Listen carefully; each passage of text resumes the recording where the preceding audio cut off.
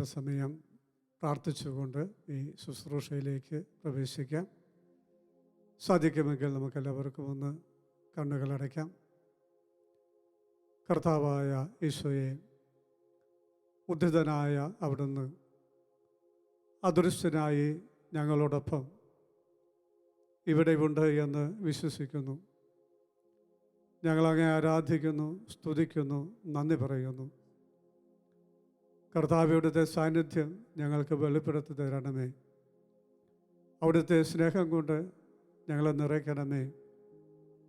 അവിടുന്ന് ഞങ്ങളെ കരം പിടിച്ച് നടത്തുന്ന ഒരനുഭവം ഞങ്ങൾക്ക് തരണമേ. അങ്ങനെയുള്ളൊരു ബോധ്യം കൊണ്ട് ഞങ്ങളെ നിറയ്ക്കണമേ എന്ന് പ്രാർത്ഥിക്കുന്നു.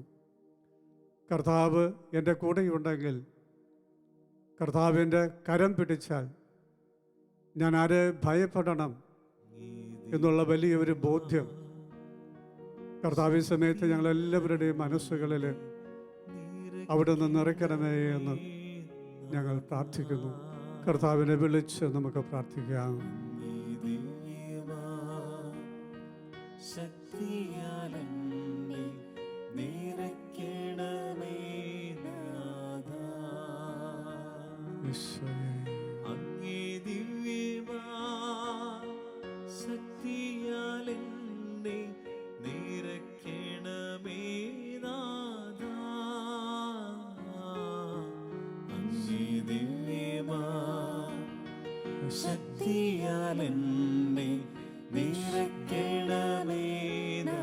കർത്താവിയുടെ എല്ലാ ബലഹീനതകളും നിന്റെ ശക്തി നിറയ്ക്കണമേ എന്ന് പ്രാർത്ഥിക്കുന്നു. എല്ലാ കുറവുകളിൽ നിന്റെ ശക്തി നിറയ്ക്കണമേ എന്ന് പ്രാർത്ഥിക്കുന്നു. ഭയപ്പെടുന്ന എല്ലാ കാര്യങ്ങളും നിന്റെ ശക്തി നിറയ്ക്കണമേ എന്ന് പ്രാർത്ഥിക്കുന്നു. ഈശോയെ നന്ദി, ഈശോയെ നന്ദി, ഈശോയെ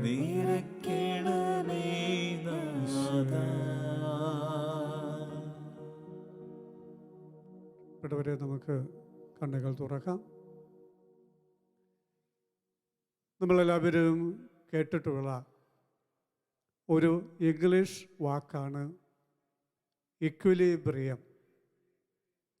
സന്തുലിത അവസ്ഥയെന്ന് മലയാളത്തിൽ പറയും. അതിനേക്കാൾ എളുപ്പം മനസ്സിലാക്കാവുന്ന മറ്റൊരു മലയാള വാക്ക് നമുക്കതിന് കൊടുക്കാം: താളം. താളം.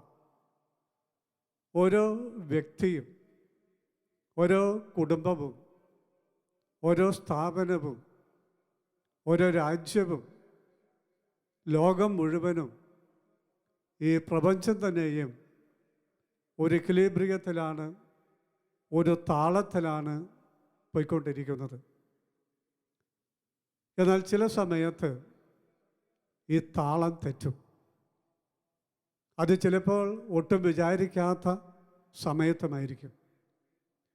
ഈ താളം തെറ്റുമ്പോൾ മൊത്തത്തിൽ അസ്വസ്ഥതകൾ ജീവിതത്തിൽ ഉണ്ടാകും.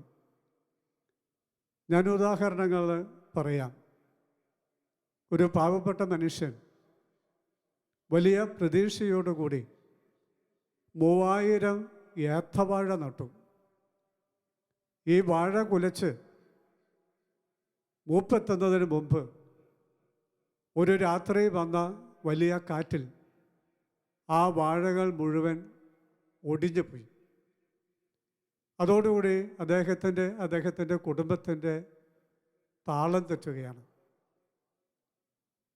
ഒരു വീട്ടിൽ മാതാപിതാക്കൾക്ക് ഒരു മകള് മാത്രമേ ഉണ്ടായിരുന്നുള്ളൂ. അവളെ ഓമനിച്ച് അങ്ങനെ വളർത്തി. അവൾ കോളേജിൽ പഠിക്കുമ്പോൾ അവളുടെ അമ്മ വീണ്ടും ഗർഭിണിയായി. ഈ വിവരം അവൾ അറിഞ്ഞു. ഒരു ഇളയ കുട്ടി വരാൻ പോകുന്നു എന്നത് അവൾക്ക് സന്തോഷം അല്ല കൊടുത്തത്, അവൾക്ക് അസ്വസ്ഥതയാണ് കൊടുത്തത്. അവളുടെ ജീവിതത്തിൻ്റെ താളം തെറ്റി. അവളൊരു കുറിപ്പെഴുതി വെച്ചിട്ട് ആത്മഹത്യ ചെയ്തു. ഞാനിനി അങ്ങനെ മനുഷ്യൻ്റെ മുഖത്ത് നോക്കും എന്ന് പറഞ്ഞ് ഒരു കുറിപ്പെഴുതി വെച്ച് ആത്മഹത്യ ചെയ്തു. ഓക്കെ, ഇക്വിലിബ്രിയം താളം തെറ്റിയപ്പോൾ ഉണ്ടായ ഒരു അനുഭവമാണ്. ഇതുപോലെ വിചാരിക്കാത്ത സമയത്ത് ചിലപ്പോൾ ജോലി നഷ്ടപ്പെടാം, ജോലി കിട്ടാതിരിക്കാം, കിട്ടുമെന്ന് വിചാരിച്ച ജോലി നഷ്ടപ്പെടാം, വീട് വെക്കുന്നത് താമസിക്കാം. ഇങ്ങനെ പല വിധത്തിൽ ജീവിതത്തിൻ്റെ ഇക്വിലിബ്രിയം, താളം ചിലപ്പോൾ തെറ്റും. പല വിധത്തിലുള്ള താളങ്ങളുണ്ട്. ഒരു സാമ്പത്തിക താളമുണ്ട്, ഒരു സാമൂഹ്യ താളമുണ്ട്, കുടുംബത്തിനൊരു താളമുണ്ട്, മനസ്സിനൊരു താളമുണ്ട്, ആത്മാവിനൊരു താളമുണ്ട്, സമൂഹത്തിനൊരു താളമുണ്ട്, രാജ്യത്തിന് താളമുണ്ട്, പ്രകൃതിക്കൊരു താളമുണ്ട്, കാലാവസ്ഥയ്ക്കൊരു താളമുണ്ട്. ഇങ്ങനെ പല താളങ്ങളും ചിലപ്പോൾ തെറ്റിപ്പോവും. ഈ താളം തെറ്റുമ്പോൾ ഒരുപാട് മനുഷ്യർ അസ്വസ്ഥരാകും. എന്നാൽ ചില മനുഷ്യർ ഈ താളം തെറ്റിയാലും പിടിച്ചു നിൽക്കും. അങ്ങനത്തെ ഒരു മനുഷ്യനെ ഞാൻ നിങ്ങൾക്ക് പരിചയപ്പെടുത്തുകയാണ്. ആ മനുഷ്യൻ്റെ പേരാണ് ജോബ്. പഴയ നിയമത്തിലെ നമ്മുടെ ജോബ് തന്നെ. ഈ ജോബ് ജീവിച്ചിരുന്ന ഇക്വിലിബ്രിയം ഇതാണ്. ബൈബിൾ പറയുന്നുണ്ട്, അവൻ തിന്മയിൽ നിന്ന് അകന്നവനായിരുന്നു, ദൈവഭക്തനായിരുന്നു, നിഷ്കളങ്കനായിരുന്നു, നീതിമാനായിരുന്നു, 10 മക്കളുടെ അപ്പനായിരുന്നു, പൗരസ്ത്യ ദേശത്തെ ഏറ്റവും വലിയ സമ്പന്നനായിരുന്നു. അന്ന് സമ്പത്ത് ആടുമാടുകളൊക്കെ ആയിരുന്നു. ജോബിന് 7000 ആടുകൾ, 3000 ഒട്ടകം, 500 ജോഡി കാള, 500 പെൺകഴുതകൾ, എണ്ണമറ്റ ജോലിക്കാർ. ഇതായിരുന്നു ജോബിൻ്റെ സമ്പത്ത്. ഈ സമ്പത്തും കുടുംബവും മക്കളും ഭാര്യയും ഒക്കെയായി ജോബ് ഒരു ഇക്വിലിബ്രിയത്തിൽ ജീവിക്കുക. അങ്ങനെ ഇരിക്കുമ്പോഴാണ് ഒരിക്കൽ സാത്താൻ ദൈവത്തിൻ്റെ അടുത്ത് ചെല്ലുന്നത്. അപ്പോൾ സാത്താനോട് ദൈവം ചോദിച്ചു, ഈ ജോബിനെ പോലെ സത്യസന്ധനും നിഷ്കളങ്കനും ദൈവത്തെ ഭയപ്പെടുന്നവനും തിന്മയിൽ നിന്ന് അകന്ന് ജീവിക്കുന്നവനുമായി ഭൂമുഖത്ത് ആരെങ്കിലുമുണ്ടോ? ഇപ്പോൾ സാത്താൻ പറഞ്ഞ മറുപടി എങ്ങനെയാണ്? അത് വെറുതെയല്ല. അങ്ങ് അവനും അവൻ്റെ ഭവനത്തിനും അവൻ്റെ സമ്പത്തിനും ചുറ്റിലും വേലി കെട്ടി സുരക്ഷിതത്വം നൽകി, അവൻ്റെ പ്രവൃത്തികളെ അനുഗ്രഹിച്ചു, സമ്പത്ത് വർദ്ധിപ്പിച്ചു. അവൻ്റെ സമ്പത്തിൽ കൈവച്ചാൽ അവൻ അങ്ങയെ ദൂഷിക്കും. അപ്പം ദൈവം സാത്താനോട് പറഞ്ഞു, അവനുള്ള സർവ്വത്തിൻ്റെ മേൽ ഞാൻ നിനക്ക് അധികാരം തരുന്നു, എന്നാൽ അവനെ മാത്രം നീ ഉപദ്രവിക്കരുത്. ഈ അനുവാദത്തോടുകൂടി സാത്താൻ തിരിച്ചു പോന്നു, ലോകത്തിൽ പണി ആരംഭിച്ചു. വളരെ പെട്ടെന്ന് ജോബിൻ്റെ എല്ലാം നഷ്ടപ്പെടുകയാണ്. വേലക്കാരെ കൊന്ന് ശത്രുക്കൾ കാള, കഴുത, ഒട്ടകം എന്നിവയെ പിടിച്ചുകൊണ്ട് പോയി. അഗ്നി ഇറക്കി ആടുകളെയും ആട് നോക്കുന്നവരെയും ദഹിപ്പിച്ചു. ജോബിൻ്റെ 10 മക്കളും ഒരു വീട്ടിൽ ഒന്നിച്ചുകൂടിയിരിക്കുമ്പോൾ കൊടുങ്കാറ്റുണ്ടായി ആ വീട് തകർന്ന് ആ 10 മക്കളും മരിച്ചു. ഓക്കെ, ഒറ്റ നിമിഷം കൊണ്ട് ജോബിൻ്റെ ജീവിതത്തിൻ്റെ ഇക്വിലിബ്രിയം തെറ്റുകയാണ്, താളം തെറ്റുകയാണ്. പക്ഷേ ജോബ് ആ അവസരത്തിൽ പതറുന്നതായിട്ട് നമ്മൾ കാണുന്നില്ല. സാമ്പത്തിക താളം തെറ്റി, സാമൂഹ്യ താളം തെറ്റി, പക്ഷെ ജോബിൻ്റെ മനസ്സിൻ്റെ താളം തെറ്റുന്നില്ല, ആത്മീയ ജീവിതത്തിൻ്റെ താളവും തെറ്റുന്നില്ല. ജോബ് അവിടെ തലമുണ്ഡനം ചെയ്ത് മുട്ടുകൂത്തി സാഷ്ടാംഗം വീണ് കിടന്നുകൊണ്ട് ദൈവത്തോട് ഇങ്ങനെ പറഞ്ഞു, അമ്മയുടെ ഉദരത്തിൽ നിന്ന് ഒന്നുമില്ലാത്തവനായി നഗ്നനായി ഞാൻ വന്നു, നഗ്നനായി ഞാൻ തിരിച്ചു പോകും. ദൈവം തന്നു, ദൈവമെടുത്തു, ദൈവത്തിൻ്റെ സ്തുതി. നോക്ക്, അദ്ദേഹത്തിൻ്റെ മനസ്സ്, അദ്ദേഹത്തിൻ്റെ ആത്മീയ ജീവിതം ആ ഇക്വിലിബ്രിയം തെറ്റുന്നില്ല അപ്പോഴും. അപ്പം വീണ്ടും സാത്താൻ ദൈവസന്നിധിയിൽ ചെന്നു. അപ്പോഴും ദൈവം പറഞ്ഞു, കണ്ടോ അവൻ താളം തെറ്റാതെ ജീവിക്കുന്നത്. അപ്പോൾ സാത്താൻ ദൈവത്തോട് പറയുകയാണ്, അങ്ങ് അവൻ്റെ അസ്ഥിയിലും മാംസത്തിലും തൊട്ടാൽ അവൻ അങ്ങയെ ദൂഷിക്കാൻ തുടങ്ങും. അപ്പം കർത്താവ് പറഞ്ഞു, ഇതാ അതിന് ഞാൻ നിനക്ക് അനുവാദം തരുന്നു, പക്ഷേ അവൻ്റെ ശരീരത്തിൽ മാത്രം തൊട്ടേക്ക്, ജീവനെ മാത്രം തൊട്ടേക്കരുത്. അങ്ങനെ സാത്താൻ വീണ്ടും വന്ന് പണി തുടങ്ങി. ജോബിൻ്റെ ശരീരം മുഴുവൻ വ്രണം കൊണ്ട് നിറഞ്ഞു. ജോബ് ചാരത്തിലിരുന്ന് ഒരു ഓട്ട് കഷ്ണം കൊണ്ട് ശരീരത്തിലെ വ്രണങ്ങൾ ഇങ്ങനെ ചുരണ്ടിക്കൊണ്ടിരിക്കുക. അപ്പോൾ അദ്ദേഹത്തിൻ്റെ ഭാര്യ വന്നിട്ട് അദ്ദേഹത്തോട് ഇങ്ങനെ പറഞ്ഞു, ഇനിയും ദൈവഭക്തികൾ ഉറച്ചു നിൽക്കേണ്ടതുണ്ടോ? ദൈവത്തെ ശപിച്ചിട്ട് പോയി മരിക്കുക. ഈ ഗതികെട്ട നിമിഷത്തിൽ ഭാര്യ ഭർത്താവിനോട് പറയുക, നിങ്ങൾ ദൈവത്തെ ശപിച്ചിട്ട് പോയി മരിക്കുക. അപ്പോൾ ജോബ് പറഞ്ഞ മറുപടി ഇതാണ്, ഭോഷത്വം പറയരുത്. ദൈവകരങ്ങളിൽ നിന്ന് നന്മ സ്വീകരിച്ച നാം തിന്മ സ്വീകരിക്കാൻ മടിക്കുന്ന ആവശ്യമുണ്ടോ? മടിക്കാൻ പാടുണ്ടോ? ഏതായാലും നമ്മൾ വായിക്കുന്നു, ജോബ് അവിടെയും മനസ്സ് പതറാതെ, ആത്മീയ ജീവിതം പതറാതെ പിടിച്ചു നിൽക്കുകയാണ്. അങ്ങനെ ഇരിക്കുമ്പോഴാണ് ജോബിൻ്റെ 3 സ്നേഹിതന്മാർ ജോബിൻ്റെ വീട്ടിൽ വന്ന് താമസം തുടങ്ങിയത്. Eliphaz, Bildad, so far. അവർ 3 ജോബിനെ കളിയാക്കിക്കൊണ്ട് നിന്ദിച്ചുകൊണ്ട് പറഞ്ഞു, നീ ചെയ്ത പാപത്തിൻ്റെ ഫലമാണ് നിനക്കുള്ള ഈ സഹനങ്ങളെല്ലാം. അപ്പോൾ നോക്കിക്ക്, ഒരു വശത്ത് സമ്പത്ത് നഷ്ടപ്പെട്ടു, മക്കൾ നഷ്ടപ്പെട്ടു, ശരീരം മുഴുവൻ വ്രണം കൊണ്ട് നിറഞ്ഞു. അപ്പോഴാണ് ഭാര്യ കുറ്റപ്പെടുത്തുന്നു, സുഹൃത്തുക്കൾ കുറ്റപ്പെടുത്തുന്നു. എല്ലാ വിധത്തിലും മനസ്സും ആത്മാവും പതറിപ്പോകേണ്ട ഒരു സാഹചര്യമാണ് ജോബിന്. പക്ഷേ ജോബ് ആ പ്രതിസന്ധിയിലും മനസ്സ് പതറാതെ, ആത്മാവ് പതറാതെ പിടിച്ചു നിന്നു. ഒരു നിമിഷം കൊണ്ട് ജോബ് ഒന്നുമല്ലാതായിപ്പോയില്ലേ? ഹീറോ ആയിരുന്ന ജോബ് സീറോ ആയി. സമ്പന്നനായിരുന്ന ജോബ് ദരിദ്രനായി. 10 മക്കളുടെ അപ്പനായിരുന്ന ജോബ് 10 മക്കളും മരിച്ച അപ്പനായി. ഭാര്യ സ്നേഹിച്ചവൻ ഭാര്യ വെറുക്കുന്നവനായി. സുഹൃത്തുക്കൾ ബഹുമാനിച്ചിരുന്നവൻ സുഹൃത്തുക്കൾ നിന്ദിക്കുന്നവനായി. അവിടെ ഞാൻ പറഞ്ഞത്, ഒരു നിമിഷം കൊണ്ട് ഹീറോ ആയിരുന്നവൻ സീറോ ആയി. അപ്പോഴും മനസ്സ് പതറുന്നില്ല, അപ്പോഴും ആത്മീയ ജീവിതം പതറുന്നില്ല. അപ്പോഴും ആ മനുഷ്യൻ ദൈവത്തിൽ വിശ്വസിച്ച്, ദൈവത്തിൽ ആശ്രയിച്ച്, ദൈവത്തെ പ്രാർത്ഥിച്ച് ജീവിച്ചു. തുടർന്ന് നമ്മൾ വായിക്കുകയാണ്, ദൈവം ജോബിനെ അനുഗ്രഹിച്ചു. നഷ്ടപ്പെട്ടതെല്ലാം ഇരട്ടിയായിട്ട് ദൈവം തിരിച്ചു നൽകി. അങ്ങനെ ദീർഘായുസ്സോടുകൂടി വീണ്ടും 140 കൊല്ലം ജീവിച്ച് 4 തലമുറകളെ കണ്ട ശേഷമാണ് ഈ ജോബ് മരിക്കുന്നത്. അപ്പോൾ സാമ്പത്തികമായ താളം തെറ്റിയിട്ടും, സാമൂഹ്യമായ താളം തെറ്റിയിട്ടും, മനസ്സിൻ്റെ താളം തെറ്റാതെ, ആത്മീയ ജീവിതത്തിൻ്റെ താളം തെറ്റാതെ ജോബ് പിടിച്ചു നിന്നതുകൊണ്ട് ജോബിനെ ദൈവം അനുഗ്രഹിച്ച് ഉയർത്തുകയാണ്.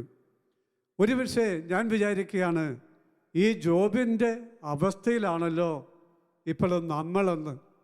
നമ്മളിൽ പലരുടെയും ജീവിതത്തിൻ്റെ താളം തെറ്റിയിരിക്കുകയാണ്, ഇക്വിലിബ്രിയം തെറ്റിയിരിക്കുകയാണ്. കുടുംബാംഗങ്ങളെ നഷ്ടപ്പെട്ടവർ നമ്മുടെ കൂട്ടത്തിലുണ്ട്. കുടുംബാംഗങ്ങൾ രോഗികളായവർ നമ്മുടെ കൂട്ടത്തിലുണ്ട്. സ്വയം രോഗികളായവർ നമ്മുടെ കൂട്ടത്തിലുണ്ട്. ജോലി നഷ്ടപ്പെട്ടവർ നമ്മുടെ കൂട്ടത്തിലുണ്ട്. ബിസിനസ് പരാജയപ്പെട്ടവർ, തകർന്നു പോയവർ നമ്മുടെ കൂട്ടത്തിലുണ്ട്. പഠനം മുടങ്ങിയവർ നമ്മുടെ കൂട്ടത്തിലുണ്ട്. കുടുംബത്തിൽ ഒറ്റപ്പെട്ടു പോയവർ നമ്മുടെ കൂട്ടത്തിലുണ്ട്. ഈ കാലങ്ങളിൽ ഒരുപാട് പേര് സങ്കടം പറയാൻ വേണ്ടി മാത്രം ഫോൺ വിളിക്കാറുണ്ട്. അങ്ങനെ ഫോൺ വിളിച്ചപ്പോൾ ഒരു സിസ്റ്റർ എന്നോട് പറഞ്ഞ കാര്യം ഇതാ, വിശുദ്ധ കുർബാന സ്വീകരിക്കാൻ പറ്റാത്തതുകൊണ്ട് ഞാൻ എല്ലാ ദിവസവും ഇരുന്നിട്ട് കരയുകയാണ്. എൻ്റെ ജീവിതത്തിൽ വിശുദ്ധ കുർബാന സ്വീകരിക്കാതെ ഒരു സിസ്റ്ററായി ജീവിക്കേണ്ടി വരുമെന്ന് ഞാൻ വിചാരിച്ചില്ല. പക്ഷെ ഇപ്പം എൻ്റെ സ്ഥിതി അതാ, ഞാൻ കരയുകയാണ്. ഞാൻ പറഞ്ഞത്, പല വിധത്തിൽ പ്രതികൂല സാഹചര്യങ്ങൾ വരികയാണ്. അപ്പോൾ ആളുകൾ അങ്ങോട്ട് ഒറ്റപ്പെട്ടു പോവുകയാണ്. ഇത്തരത്തിലുള്ള പ്രതിസന്ധികളിലൂടെയും ചോദ്യങ്ങളിലൂടെയും നമ്മൾ കടന്നു പോകുമ്പോഴും നമ്മുടെ വിശ്വാസം കുറയാതെ നമ്മൾ പിടിച്ചു നിൽക്കുന്നില്ലേ? നമ്മുടെ വിശ്വാസത്തെ നമ്മൾ പരിപോഷിപ്പിക്കുന്നില്ലേ? ഒരുപക്ഷെ ദേവാലയത്തിൽ വെച്ച് വിശുദ്ധ ബലിയിൽ പങ്കെടുക്കുന്നത് പോലെ നമ്മൾ വീട്ടിലിരുന്ന് ഇത് വിശുദ്ധ ബലിയിൽ പങ്കെടുക്കുകയും പ്രാർത്ഥിക്കുകയൊക്കെ ചെയ്യുന്നില്ലേ? അത്തരത്തിലുള്ള അനുഭവമാണ് ഇത് നമുക്ക് കാണാനും പറയാനും അനുഭവിക്കാനുമൊക്കെ ഉള്ളത്. ഈ സാഹചര്യത്തിൽ ഞാൻ പറയട്ടെ, നമ്മൾ പേടിക്കേണ്ട. കാരണം നമുക്ക് മുമ്പ് അനേകർ വിശ്വാസത്തിൻ്റെ മേഖലയിൽ വെല്ലുവിളികൾ നേരിട്ടിട്ടുണ്ട്, പ്രതിസന്ധികളെ അതിജീവിച്ചിട്ടുണ്ട്. യേശുക്രിസ്തുവിനെ തന്നെ നോക്കുക. അപമാനിതനായി അവൻ കുരിശിൽ തറയ്ക്കപ്പെട്ടു, നഗ്നനായി കുരിശിൽ തറയ്ക്കപ്പെട്ടു. കുരിശിൽ കിടക്കുമ്പോൾ കുരിശിൽ തറച്ചവരും വഴിപോക്കരും കൂടെ കുരിശിൽ തറയ്ക്കപ്പെട്ടവനും അവൻ നിന്ദിച്ചു. എന്നിട്ട് എന്ത് പറ്റി? അവൻ ഉയർത്തെഴുന്നേറ്റു. അവൻ്റെ അപ്പോസ്തലന്മാരെ നോക്കുക.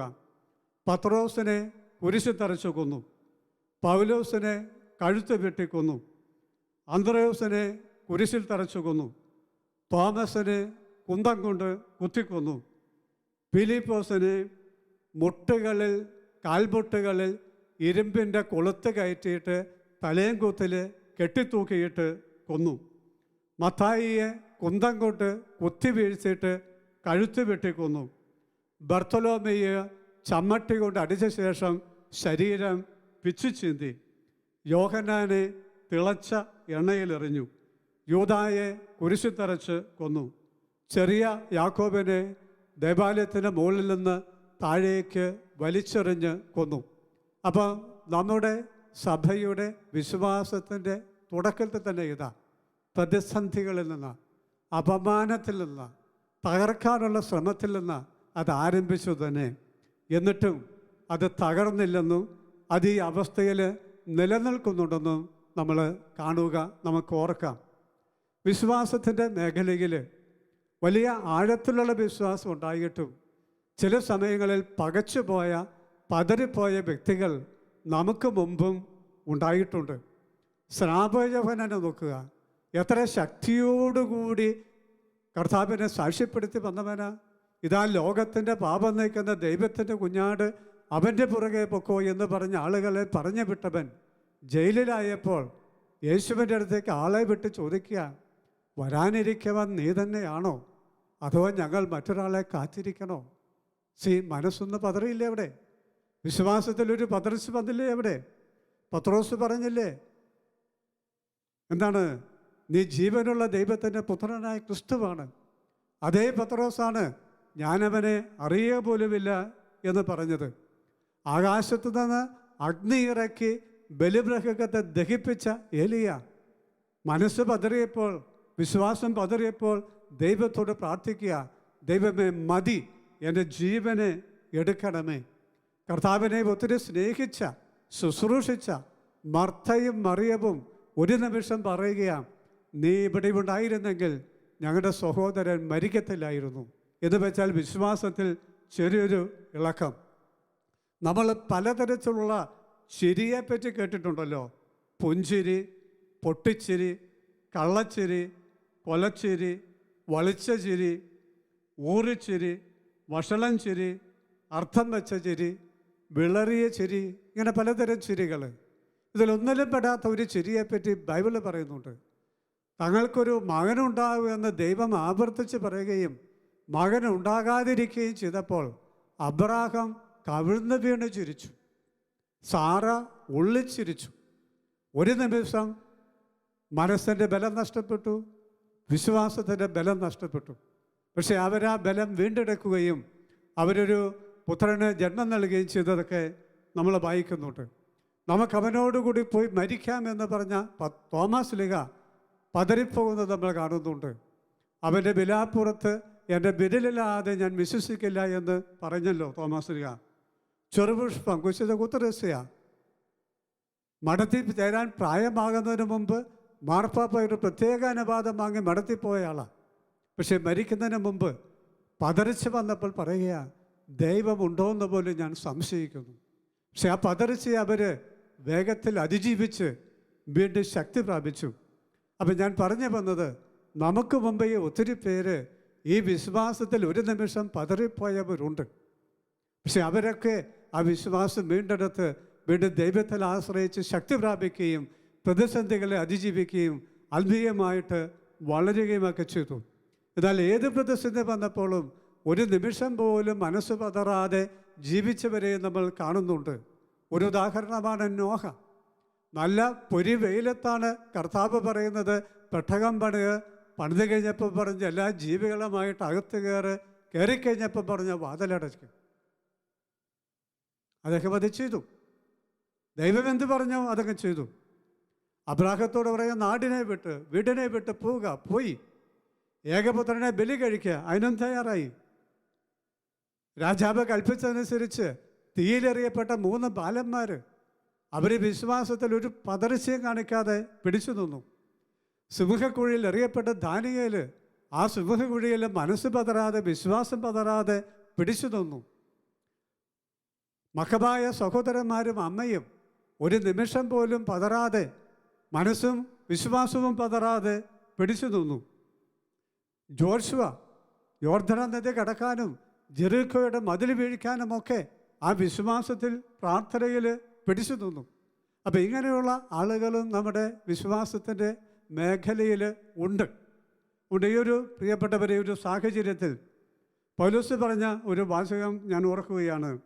പൗലോസ് പറയുകയാണ്, ഞങ്ങളെല്ലാ വിധത്തിലും ഞെരുക്കപ്പെടുന്നു. അദ്ദേഹം അതിൻ്റെ ലിസ്റ്റ് പറയുകയാണ്.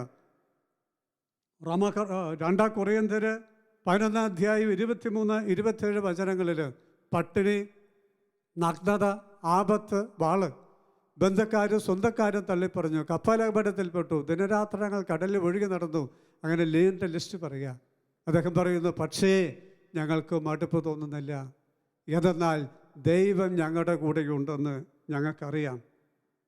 വീണ്ടും നമ്മൾ വായിക്കുന്നുണ്ട് റോമാക്കാർക്കുള്ള ലേഖനം 8-ാം അധ്യായം 31 മുതൽ 39 വരെ വചനങ്ങളിൽ, ദൈവത്തിൻ്റെ സ്നേഹത്തിൽ നിന്ന് ആര് ഞങ്ങളെ വേർതിരിക്കും? ഒന്നിനും ഞങ്ങളെ വേർതിരിക്കാൻ കഴിയില്ല എന്ന് അദ്ദേഹം പറയുകയാണ്. പ്രിയപ്പെട്ടവരെ, എല്ലാ പ്രതിസന്ധികളിലൂടെയും കടന്നു പോകുമ്പോഴും നമുക്ക് ഓർക്കാം, ദൈവം നമ്മുടെ കൂടെയുണ്ട്. ഉദ്ധിതനായ ദൈവം നമ്മുടെ കൂടെയുണ്ട്. ഒരുപക്ഷെ നമ്മളുടെ സാമ്പത്തിക സന്തുലിതാവസ്ഥ താളം തെറ്റിയിട്ടുണ്ടാകും, സാമൂഹ്യ താളം തെറ്റിയിട്ടുണ്ടാകും. പക്ഷെ നമ്മുടെ മനസ്സിൻ്റെ താളം തെറ്റാൻ നമ്മൾ അനുവദിക്കരുത്. നമ്മുടെ ആത്മീയ ജീവിതത്തിൻ്റെ താളം തെറ്റാൻ നമ്മൾ അനുവദിക്കരുത്. മനസ്സിൻ്റെ സ്ഥിരതയിൽ, വിശ്വാസത്തിൻ്റെ സ്ഥിരതയിൽ നമ്മൾ പിടിച്ചു നിൽക്കണം. മനക്കെട്ടി കൊണ്ട് പിടിച്ചു നിൽക്കാവുന്നതിന് ഒരു പരിധിയുണ്ട്. അത് കഴിയുമ്പോൾ അത് തകരും. പിന്നെ നമുക്ക് പിടിച്ചു നിൽക്കാൻ പറ്റുക ആത്മീയ ശക്തി കൊണ്ട് മാത്രമാണ്. മനസ്കട്ടിയും തകരുന്നിടത്ത്, പരാജയപ്പെടുന്നിടത്ത് ആത്മീയ ശക്തി പിടിച്ചു നിൽക്കാൻ നമ്മളെ സഹായിക്കും. അതുകൊണ്ട് നമുക്ക് ഒരു നിമിഷം നമ്മുടെ കണ്ണുകളെ ഒന്ന് അടച്ച് ഒന്ന് പ്രാർത്ഥിക്കാം. നമ്മളിന്ന് കടന്നു പോകുന്ന സാഹചര്യത്തിൽ ഞാൻ പറഞ്ഞതുപോലെ പല താളങ്ങളും സന്തുലിതാവസ്ഥകളും തെറ്റിക്കിടക്കുകയാണ്.